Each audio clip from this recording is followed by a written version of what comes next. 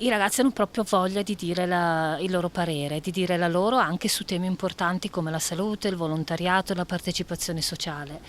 E, ci stanno sorprendendo molto, c'è tanto interesse, tanta motivazione. È appena iniziato il viaggio di Avis nelle scuole del Veneto, non solo donazioni di sangue nel progetto Best Choice, ma i temi del benessere, dell'educazione e della salute con protagonisti giovani. L'iniziativa nazionale vede i donatori veneti capofila di un'operazione da 1 milione di euro. In Best saranno gli studenti a ideare una campagna informativa su temi caldi per le nuove generazioni e che saranno loro a scegliere attraverso un questionario. Abuso di sostanze, alcol, droga, bullismo, rapporto con il cibo e pure comportamenti sessuali a rischio. Non andremo a fare educazione all'affettività piuttosto che educazione sessuale, ma ciò che sviscereremo con i ragazzi è capire quali possono essere le conseguenze di comportamenti sessuali, no, appunto a rischio. Soprattutto quello su cui vorremmo incidere però è proprio comportamenti di stili di vita sani, anche in termini di fare attività fisica, quindi la prevenzione per avere appunto una salute in ordine. Questo è un tema che a noi interessa molto anche come donatori di sangue.